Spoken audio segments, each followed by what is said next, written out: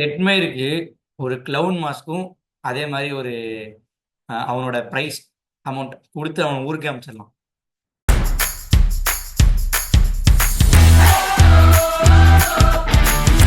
மக் finished மக் எட்மையர் டெஃபினட்டா.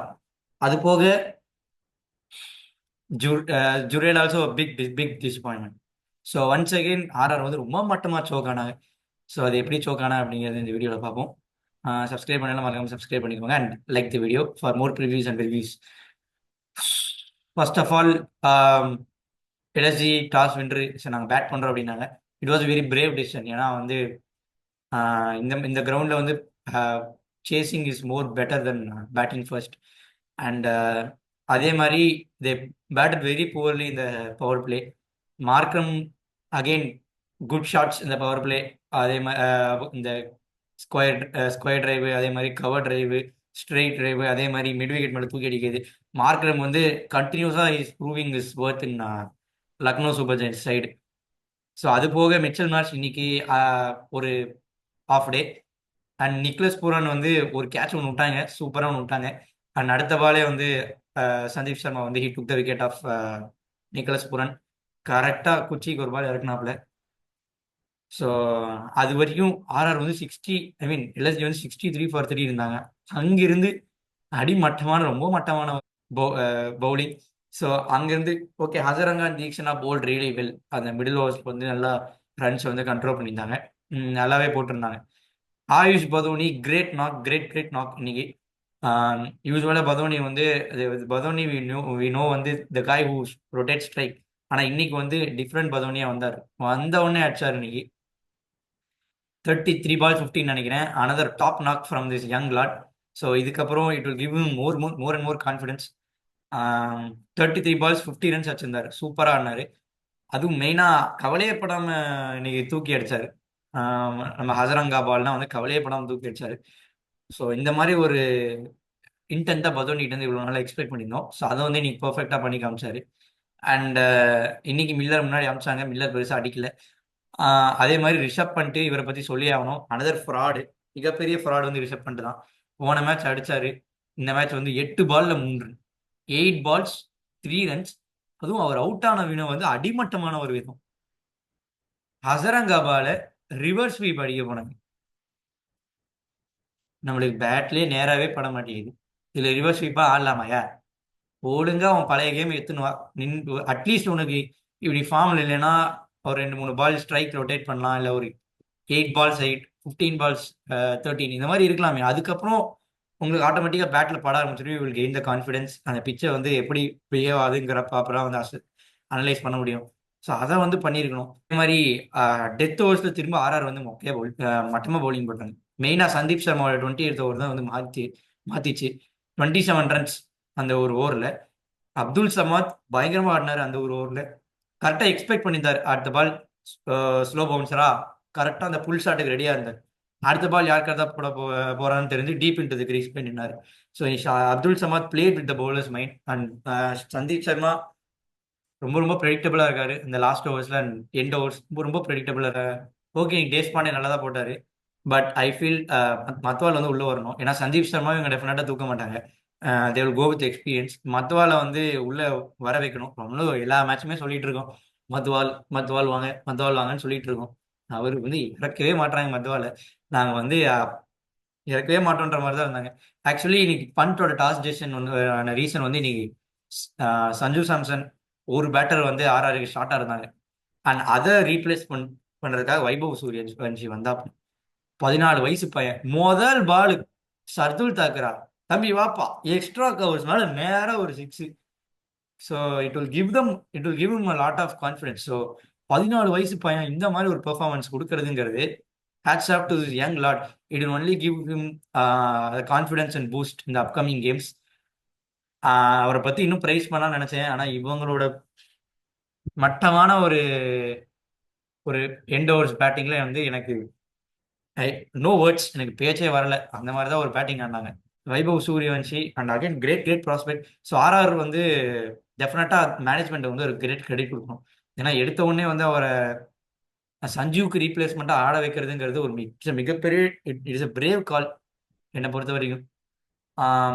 தே could have easily gone for experience. So அதான் RR MI மாதிரி டீம்ஸ் வந்து எக்ஸ்பீரியன்ஸ் கிடையாது, அந்த அன்னோன் கமாடிட்டியை எடுத்துன்னு வந்து அவங்கள எப்படி க்ரூம் பண்றாங்க அப்படிங்கிறத மட்டும்தான் வந்து யோசிப்பாங்க. அதை வந்து அதை வந்து எல்லா நாளுமே எல்லா வருஷமே வந்து பெர்ஃபெக்டா பண்றோம். நம்ம நினைக்கிறோம் ஆர்ஆர் வந்து புவர் ஆக்ஷன் புவர், இது எல்லாமே நினைக்கிறோம். ஆனா RR is building a team for a future. Probably 2-3 years டைம்ல அந்த சூரியவன்ஷிக்கு அந்த மெச்சூரிட்டி கிடைக்கும், அந்த எக்ஸ்பீரியன்ஸ் கிடைக்கும். Riyan Parag will also gain more and more experience இப்போ இருக்கிறத விட. அது போக they will look a lethal side. நடுவில் மட்டும் கொஞ்சம் கரெக்ஷன்ஸ் பண்ணும் அடுத்த மினி ஆக்ஷன்ல. டெஃபினட்டா ஹெட்மேர்ல ஊருக்கு அமிச்சிடணும், வேண்டாம் வேணாம்னு சொல்லிட்டு காசை கொடுத்து ஊருக்கு அமிச்சு ரிலீஸ் பண்ணு. ஹெட்மேர் ஜூரேல கூட ரிலீஸ் பண்ணிடலாம், ரிலீஸ் பண்ணிட்டு லோயர் பிரைஸ்ல கூட வாங்கலாம் ஆக்ஷன்ல. ரொம்ப ரொம்ப புவர். அதுவும் 18th ஓவர் வரைக்கும் கேம் வந்து கையிலே இருந்துச்சு. ஜெய்ஸ்வாலுமே வந்து அவரால் முடிச்ச அளவுக்கு நாக் ஆடி கொடுத்துட்டு போயிருக்காரு. மேட்ச் வினிங் நாக் தான், ஸ்ட்ரெயிட் எல்லா ஷாட்ஸுமே இன்னைக்கு வந்து கரெக்டா ஆடினார் இன்னைக்கு. It was a great ball, the ball he got out was a great ball. And Riyan Parag வந்து ஃபினிஷ் பண்ண வேண்டிய நேரத்தில் அவுட் ஆயிட்டு போறாரு. செட் பேட்ஸ்மேன் கடைசி சுச்சுவேஷன்ல 25 பால்ஸ் 20 பால்ஸ் முடிச்சு செட் பேட்ஸ்மேன் வந்து அவுட் ஆகுதுங்கிறது it's very very disappointment. And Riyan Parag வந்து கடைசி வரைக்கும் நின்று முடிச்சு கொடுக்கணும். ஸோ அந்த ஒரு மெச்சூரிட்டி வந்து அவருக்கு வரணும். அண்ட் ஹெட் 18th ஓவர் வரைக்கும் கேம் வந்து ஆர்ஆர் கையில தான் இருந்துச்சு. அதே மாதிரி இன்னைக்கு வந்து பிரின்ஸ் யாதவ் சூப்பரா போட்டாரு. அதே மாதிரி திக்வேஷ் அவரோட கரெக்டா அவரோட ரோலை வந்து கொண்டு போயிட்டாரு. அந்த 4 overs 25-28 அதை கரெக்டாக கொண்டு போயிட்டாரு. அது போக இந்த பிரின்ஸ் யாதவ் வந்து the way he bowled, the way he executed the yorkers, அதான் சொல்லிட்டே இருந்தோம் பிரின்ஸ் யாதவ் வரணும், பிரின்ஸ் யாதவ் வரணும், பிரின்ஸ் யாதவ் வரணும். இன்னைக்கு தான் அதோட பெர்ஃபெக்டான ஒரு பலன் வந்து கிடைச்சிருக்கு அவங்களுக்கு. ஹேஸ் த ஸ்பீட், அந்த ஸ்பீட்னாலே வந்து பேட்ஸ்மேனை பயன்படுத்துற அளவுக்கு அந்த கேப்பபிலிட்டி இருக்கு பிரின்ஸ் யாதவ் கிட்ட. And Avesh 19th perfect 18th over, perfect 20th over கேமை வந்து சீல் பண்ணி கொடுத்துட்டாருன்னு சொல்லணும். No one expected. ஏன்னா ஆவேஸ்க்கு வந்து மிச்சல் ஸ்டார்க் ஓகே பிலீவ் பண்ணலாம், ஏன்னா இஸ் a ப்ரூவன் கமாடிட்டி. இன்டர்நேஷனலுமே வந்து ஆஸ்திரேலியாக்காக நிறைய வின் பண்ணி கொடுத்துருக்காரு. ஆனால் ஆவேஸ் கான் இந்த அளவுக்கு ஒரு பெர்ஃபெக்டா யார்கர்ஸ் வந்து எக்ஸிக்யூட் பண்ணுவாங்களான்னு கேட்டா சத்தியமா எனக்கு தெரியாது. அதுவும் இந்த சலைவா ரூல்னால பால் வந்து ரிவர்ஸும் மேட்ச் அவருக்கு, அதெல்லாம் ஒரு பக்கம் இருக்கட்டும். ஆனா இந்த அளவுக்கு வந்து எக்ஸிகியூஷன் வந்து பெர்ஃபெக்டா பண்ணாரு இன்னைக்கு. ஸ்டெம்ப் லைன் யார்கர்ஸ் எதுவுமே ட்ரை பண்ண, ஸ்டெம்ப் லைன் யார்கர்ஸ் பெர்ஃபெக்டா பண்ணாங்க இன்னைக்கு எக்ஸிகியூஷன். ஆவேஸ் கானுக்கு தான் நீ மேன் ஆஃப் த மேட்ச் கொடுக்கணும். எனக்கு அது கொடுப்பாங்களான்னு தெரியல, நான் முன்னாடி ரெக்கார்ட் பண்ண ஆரம்பிச்சிட்டேன். அதே மாதிரி பிரின்ஸ் யாதவுமே அந்த 19th ஓவர் வந்து கேமை சேஞ்ச் பண்ணாரு. அண்ட் அது போக 1 over 9 run, 1 over 9 runs game வந்து ஸ்டில் ஆர்ஆர் ஹேண்ட். ஒரு ஷாட் கனெக்ட் ஆயிருந்தா போதும், இந்த மேட்ச் வாஸ் ஓவர். ஆனா அங்கதான் வந்து another poor thinking, deep into the crease போய் அடிங்க, அதுவும் பண்ணல. அதே மாதிரி ஓகே இறங்கி போய் அடிக்கலாம், அதுவுமே பண்ணல. ஒரு நின்ன இடத்துல இருந்து ஒரு யார்கரு எப்படி எக்ஸிக்யூட் பண்ணி நீங்க சிக்ஸ் அடிப்பீங்க, எனக்கு அது புரியவே இல்லை. Poor poor tactics. அந்த ஹெட்மேர்லாம் ஊருக்கு அமைச்சிடணும், நீ போய்கன்னு ஊருக்கு அமைச்சிடணும். அந்த அளவுக்கு ஒரு மட்டமான ஒரு இது. ஜுரேல் கூட நான் ஸ்ட்ரைக்கர் சென்ல தான் இருந்தாரு, இருந்தா அடிச்சிருப்பாரு டெஃபினட்டா. க்ரூசியல் இன்டர்வல்ஸ்ல யார் யாரு கேமை கடைசி வரைக்கும் எடுத்துட்டு போவோமோ அங்க எடுத்துட்டு போகல, அது ஒரு மிஸ்டேக். அதே மாதிரி poor finishers, especially 2 retain players, Jurel Hetmyer 2 retain players இருந்தாங்கன்னா definitely the management would want them to finish the games for them. ஆனா அந்த 2 ரீடைன் பிளேயர்ஸ்மே வந்து தே ஆர் ஃபினிஷ்ட். அது Jurel okay no problem, I won't be harsh ஆனும். டெஃபினட்டா Hetmyer மேல ஹார்ஷா இருக்கணும். Shubham Dubey last 2 balls face பண்ணாரு. அது லாஸ்ட் பால் ஆக்சுவலி 4 போயிருக்க வேண்டியது, அது ஆவேஷ் கான் கையில வச்சிருந்தனால தப்பிச்சிட்டாங்க. And great bowling by LSG. அதே மாதிரி ஆனால் பேட்டிங் வந்து ரொம்ப போரா இருக்கு எல்எஸ்ஜிக்கு. இன்னைக்கு வந்து கொஞ்சம் மீடியோக்காரா இருந்துச்சு. டெஃபினட்டா ஒரு 15 ரன் ஷாட். ஆனா இந்த பவுலிங் லைனப் வச்சு பிரின்ஸ் யாதவ் அண்ட் ஆவேஷ், திக்வேஷ் இந்த 3 பேர் பெர்ஃபெக்டா போட்டாங்கன்னா LSG will start winning games from here. அந்த பிஷ்னாய் தில்லிக்கு துடன் மார்க்ரம் வந்து பவுலிங் கொடுக்குறாங்க. Brilliant captaincy from Pant. Field செட்டப்புமே வந்து பிரில்லியண்டா இருந்துச்சு. ஸோ எல்எஸ்சி பவுலிங் ஓரளவுக்கு ஓகே தேத்துற மாதிரி இருக்கு. ஆனா பேட்டிங் வந்து their highly depend on Nicholas Pooran to score runs. அந்த 200+ வேணும்னா நிக்கலஸ் பூரன் அடிச்சுதான் ஆகணும். ஸோ அங்க வந்து ஒரு யாராவது ஒரு யங் லார்டு வந்து they should step up. So அதுதான் வந்து இந்த டீம்ல வந்து மிஸ்ஸிங். ஸோ இந்த கேம் விட்டு மூவ் ஆன் பண்ணலாம். ஆர்ஆர் வந்து மிகப்பெரிய சோக்கர்ஸ். இதுக்கு மேல அவங்க குவாலிஃபை ஆகணும்னு கேட்டா, இதுக்கு மேல கம்பேக் கொடுக்கணும்னு கேட்டா டெஃபினட்டா கொடுக்க மாட்டாங்க, அவங்க வெளியே. நான் இப்பயே சொல்லிடுறேன் வெளியே. அடுத்த மினி ஆக்ஷன்ல தான் ஏதாவது பெர்ஃபெக்டான டாக்டிக் அண்ட் ஸ்ட்ராட்டஜி போட்டு வரணும். அண்ட் இன்னைக்கு ஆஃப்டர்நூன் கேம் பத்தி டச் அப் பண்ணிடலாம், ஜிடி அண்ட் டிசி.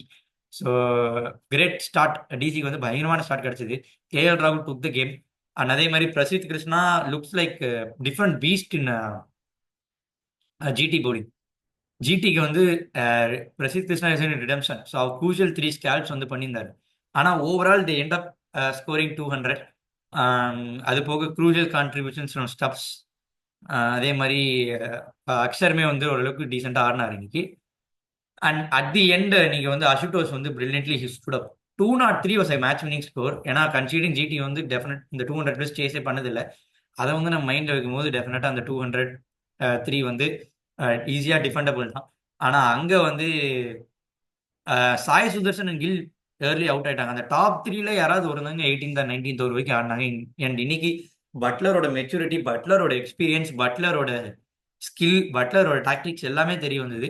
ஏன்னா அந்த ஒரு எண்ட்ல வந்து விக்கெட்ஸ் ஒரு பக்கம் ஃபால் ஆகிட்டு இருந்துச்சு. விக்கெட் ஃபால் ஆகும்போது அந்த ரன் ரேட் ப்ரெஷருமே வந்து ஏற்றக்கூடாதுன்னு அவர் அடிக்கவும் செஞ்சாரு. அதே சமயத்தில் he never wasted the balls, rotate பண்ணாரு. இது வந்து பட்லர் வந்து பயங்கரமா பண்ணியிருந்தாரு. அதே மாதிரி ரூத்தர் ஃபோர்டு லாஸ்ட் 2 ஓவர்ஸ் நல்லா போட்டாங்க அவருக்கு. அண்ட் அவரோட மெயின் வீக்னஸ் வந்து இந்த வைடி ஆர்கர்ஸ் தான். அதை வந்து ஸ்டார்டிங்கில் சுத்தமாக எக்ஸிக்யூட் பண்ணவே இல்லை. ஸ்டார்டிங்கில் 12 balls 10 runs இருந்தாரு. ஸோ அப்போ வந்து அப்பவுமே வந்து எக்ஸிக்யூட் பண்ணல அந்த வைடி ஆர்கர்ஸ். ஸோ அதை பண்ணியிருந்திருக்கலாம். இன்னைக்கு ஓரளவுக்கு டீசெண்டாக ஆடினார் தான், கடைசி வரைக்கும் நின்னார் தான். ஆனால் ரூத்தர் ஃபோர்டுக்கு வந்து இது ஒரு காஸ் ஆஃப் கன்சர்ன்ன்றது டெஃபினட்டாக இருக்கு. அது போக வந்து 2 overs 20 இருந்துச்சு, சேம் லைக் அந்த ஆர்ஆர் மேட்ச். ஸோ அங்கே வந்து ஆர்ஆருக்கு டிபாட்டியா மாதிரி ஒரு ஆள் இருந்தாங்க. மீன் ஜிடிக்கு டிபாட்டியா மாதிரி ஒரு ஆள் இருந்தாங்க. ரொம்ப ஸ்கில்ஃபுல்லான பிளேயரு. ஜிடி வந்து வேஸ்ட் பண்றாங்க, முன்னாடி அமைச்சிருக்கலாம். அண்ட் த வே இந்த 2வது பாலே வந்து மிட் விக்கெட் மேல ஒரு 6 பயங்கரமா அடிச்சாரு. பட்லர் வந்து ஒரு எண்ட்ல நின்று இருந்தாரு. பட்லர் வந்து பிரில்லியண்டா இருந்தார் இன்னைக்கு. So they seal the game. And Shubman கில்லோட கேப்டன்சி வந்து இன்னைக்கு பிலோ பார் தான் சொல்லியே ஆகணும். ஏன்னா சாய் கிஷோர் மாதிரி ஒரு பவுலரு நீங்க வந்து அக்ஷர் பட்டேலுக்கு பயந்து நீங்க வந்து கொடுக்கலன்னா வாட் அந்த அந்த ஒரு கான்ஃபிடன்ஸ் வந்து பிரேக் ஆகுமா இல்லையா? இத்தனைக்கும் உங்களோட லீடிங் விக்கெட் டேக்கர் வந்து டெஃபினட்டா சாய் கிஷோர் தான். அப்ப தில்லுக்கு துட்டு நீங்க மூவ் எடுக்கணும், அதுவுமே எடுக்கல. ஸோ வாட் இட் வில் டூல இட் வில் வந்து டெஃபினெட்லி அந்த மாதிரி நீங்க அதிக விக்கெட்ஸ் எடுத்துருக்கணும், நம்ம கேப்டன் வந்து ட்ரஸ்ட் பண்ண மாட்டாங்க அப்படின்ற கான்ஃபிடன்ஸ் வந்து அந்த பவுலருக்கும் கம்மியாகும். ஸோ இதனால he will start leaking runs இந்த அப்கமிங் கேம்ஸ். கடைசி ஓவரில் போய் கொடுக்குறீங்க இல்லையா, முன்னாடியே கொடுக்குறோம். உங்க leading wicket taker Sai Kishore. அதே மாதிரி ஃபர்ஸ்ட் 4-5 கேம் லெஃப்ட் ஹேண்டர்ஸ் நீங்க பாத்தீங்களா? இல்ல, எல்லாத்துக்கும் தான் ஓவர் கொடுத்துருந்தீங்க. லெஃப்ட் ஹேண்டர்ஸோ ரைட் ஹேண்டர்ஸோ பார்க்காம எல்லாத்துக்கும் தான் கொடுத்துருந்தீங்க. இப்போ மட்டும் ஏன் இந்த லெஃப்ட் ஹேண்டர்ஸ் லாஸ்ட் கேமே இதே தப்பு தான் பண்ணாங்க. ஸோ சாய் கிஷோருக்கு டெஃபினட்டா வந்து அடுத்த கேம் வந்து கொடுத்தே ஆகணும். இந்த மாதிரி தப்பு பண்ணக்கூடாது. ஸோ அது பவுலராக அவரோட முறையிலும் கான்ஃபிடன்ஸும் வந்து ரொம்ப குறையும். ஸோ இதை வந்து தப்பு பண்ணுறாங்க. ஸோ ஓவரால் ஜிடி வந்து another great chase. GT looking very very lethal. And DC கொஞ்சம் கொஞ்சமாக I think their getting expose. ஆனால் nothing to worry for them. So next கேமில் they will do better. Faf du Plessis வந்தால் இன்னும் கொஞ்சம் set ஆகிடும் உங்களுக்கு. சார்